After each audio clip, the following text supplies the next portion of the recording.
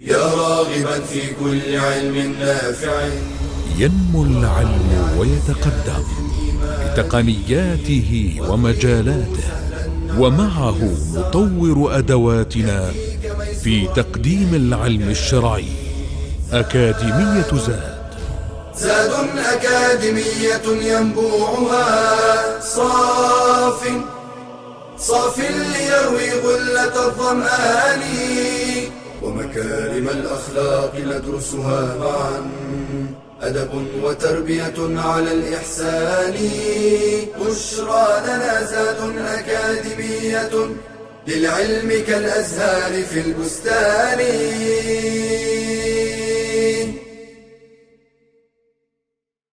السلام عليكم ورحمة الله. الحمد لله رب العالمين، والصلاة والسلام على أشرف المرسلين نبينا محمد وعلى آله وصحبه أجمعين. Continuing with the subject of the etiquettes in Islamic education level 3, one of these etiquettes that it's one of the rights of the believers towards one another is to visit the sick. And there are etiquettes to be observed when we visit the sick.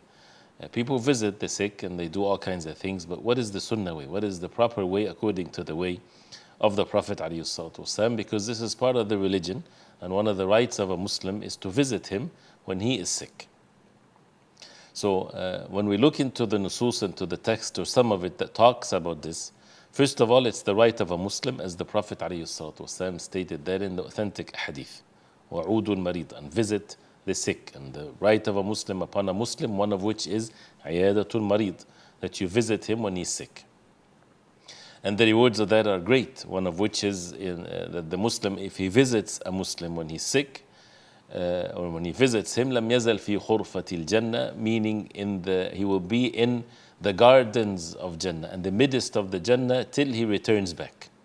And من عاد مريضا ناداه مناد من السماء, a caller from the heavens would call upon the one that visits a sick, طبت وطاب ممشاك, you are pured and your walk to the visit the sick is purified. وتبوأت من الجنة منزلا, and you would receive a level in Jannah as a result of this. So this is such a recommended act, and it might reach the state of being obligatory to some individuals. If no one visit, for example, a Muslim and he's sick and they know about him, of course. So this is, as some said, it's fardu kifaya. If some people do it, then the obligation is relieved from the rest. So someone has to be doing this, whether we know the person, whether we don't know him. So Allah subhanahu wa ta'ala made this as something for us to know how the believer on the face of earth is such of a great honor, and Allah subhanahu wa ta'ala honor the believer. That's why to soften their hearts and to be at ease with them and things of that nature. So one of these etiquettes, of course, is that a person is doing it sincerely for the sake of Allah, seeking the pleasure of Allah subhanahu wa ta'ala alone, and does not seek any worldly pleasure whatsoever. And the same thing when it comes to visiting a non-Muslim. The Prophet ﷺ used to visit the non-Muslims when they're sick, and with the intention of giving da'wah and to invite them to the deen of Allah, as this young Jewish boy that used to serve the Prophet ﷺ. He was sick, and the Prophet ﷺ went to him, and he was there next to him, and he said, Aslim, be a Muslim, submit yourself to Allah subhanahu wa ta'ala. And the boy looked at his father, and his father said to him, Ati' Abul Qasim, be obedient to Abul Qasim. And the Prophet ﷺ left by saying, Alhamdulillah alladhi anqadahu min an-nar. Praise be to Allah, the one that saved them from the hellfire. So this is, again, visiting someone that is not able to go to the masjid and things like this. So choosing the right time to visit the sick, of course. You don't just go at any time to disturb the family or to disturb the sick person. Maybe taking permission before going, realizing the different cultures and the different ways of things, so that you don't disturb those who are sick. One of which is one of the sunan, is to make it a short visit, so that you don't make it difficult for the deceased or the family, for the sick or the family of the sick person, especially that if he needs to rest, right? So it is not just saying salam and leaving, but whatever is comfortable for the sick person. Sometimes the sick person, he wants this comfort by specific individuals to stay longer, for example. So as a way to make him at ease is to stay longer for him. But the original ruling is, is not to make it too long. Also to make him instead of at ease, so make him pleased with the qadr of Allah subhanahu wa ta'ala. Say nice words that to give him the hope that he will be cured. And that's what the Prophet ﷺ, he said, إِذَا حَضَرْتُمُ الْمَرِيضَ أَوْ الْمَيِّتِ. If you go to see someone that is sick or someone died, فَقُولُوا خَيْرًا. Say good. Do not say anything bad. فَإِنَّ الْمَلَائِكَةَ يُؤَمِّنُونَ عَلَى مَا تَقُولُونَ. Because the angels, they say ameen to what you say. You say tahur, inshallah, this is purifying, inshallah. You look, mashallah, good. Inshallah, Allah subhanahu wa ta'ala will give you full cure. Things like this. Don't say, oh, you look terrible. You look like you're going to lose it. You know, things like this. Even if it's your friend and you're joking with him. Never to say words that are bad or apply something that is not good. And when the Prophet ﷺ, he went to Sa'ib, and he asked her why you're in such a stage, and she said the fever. And then she said, La barakallahu fiha, may Allah does not bless it. So he said, La tasubbi al-humma, do not curse or revile the fever. Do not say this fever, this terrible fever. Do not say these types of things. فَإِنَّهَا تُذْهِبُ خَطَايَا بَنِي آدَمَ, because it takes away the sins of the sons of Adam. كَمَا يُذْهِبُ الْكِيرُ خَبَثَ الْحَدِيدِ, like the fire takes away the impurities of the iron. So don't curse the disease that you're in. You know, do not curse it, do not say anything bad, but rather always hope for what is best. To remind the sick person by Allah subhanahu wa ta'ala, to invite him to do righteous good deeds. If he is a non-Muslim, invite him to the deen of Islam. Remind him of maybe the rulings of the salah if he's not aware of it, the tahara, how to purify himself, you know, things like this. And even as the ulama, they say, you visit the sick even if he is unconscious.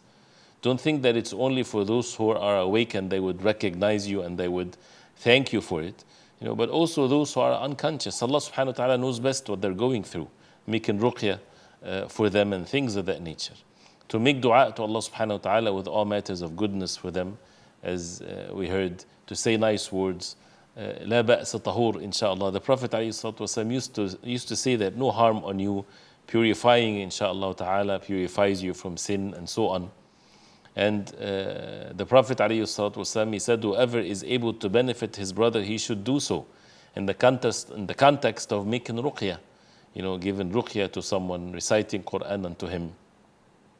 To sit by his head if it's easy, as the Prophet ﷺ, he would sit by the head of the sick person, and he would say 7 times, As'alullah al-azim, Rabb al-arsh al-azim, an yashfiyak. 7 times he would make this dua, alayhi salatu wasalam. I ask Allah subhanahu wa ta'ala, the exalted one, the Lord of the great throne, to cure you. So a beautiful dua to say it 7 times. You can put the hands of your hand on the body of the sick person when you're given the ruqya, if it's feasible again. And this is what the Prophet ﷺ would do that. And he would wipe them with his right hand ﷺ, and he would say, أذهب البأس رب الناس واشفي أنت الشافي لا شفاء إلا شفاءك شفاء لا يغادر سقما. You know, dua to Allah subhanahu wa ta'ala, that Allah subhanahu wa ta'ala will cure them, because Allah subhanahu wa ta'ala is the curer. Also, if it's needed, part of the advice and the nasiha, if you see that they might be taking medicine that is haram, or they might go to sorcerers and the like of this, to warn them. And as the Prophet ﷺ, when he said, there's no harm in doing ruqya as long as it's not shirk, associating partners with Allah. To remind them of the reward of patience, when a person is patient with the sickness that they're going through. Remind them of some verses of the Quran, or the hadith of the Prophet ﷺ, that anything that a Muslim get afflicted with, that he doesn't like, even the thorn that hits him, this is ways of expiating the sins. Also, one of the etiquettes, not to, again, as we said, not to talk bad about the disease. You know, and like saying, you know, some diseases, nobody is cured when he got that disease, for example. Don't say these types of things. You know, as Umar radiallahu anhu, he said, إِذَا عُدْتَ مَرِيضًا فَلَا تَنْعِ إِلَيْهِ الْمَوْتَ. Do not talk to him about those who died as a result of that sickness, for example. Right? He said that to someone that he was talking in such a way that whoever gets this disease, he's never cured from it. You know, things like this, why would you make someone miserable like that, but rather to give him the hope in Allah subhanahu wa ta'ala that Allah subhanahu wa ta'ala will cure him, even if nobody knows means of cure to his disease. And there's also etiquettes with the family of the deceased. So to kind of teach them, if you have knowledge of how to make ruqya, how to do things, worldly matters, if you know someone that can be consulted with matters of the disease that he's going through, things like this. So to be there for the people and to have the concern towards them. And if they need something, if they need help, if they need money, if they need whatever they need, so to be there for them. This is all from the concern that a person should have in their hearts towards others. So this is some of the etiquettes that we know from the text, from the Quran and the Sunnah of the Prophet ﷺ, that we should be observing. And the same thing for those who are sick. There are certain etiquettes for a person to observe when he himself is sick. And we ask Allah subhanahu wa ta'ala to give strength to each and every one of us and to give cure to those who are sick. Continue inshallah ta'ala with more of these etiquettes. وصلى الله وسلم وبارك على محمد وعلى آله وصحبه وسلم. والسلام عليكم ورحمة الله وبركاته. يا راغبا في كل علم نافع ينمو العلم ويتقدم بتقنياته ومجالاته، ومعه نطور أدواتنا في تقديم العلم الشرعي. أكاديمية زاد أكاديمية ينبوعها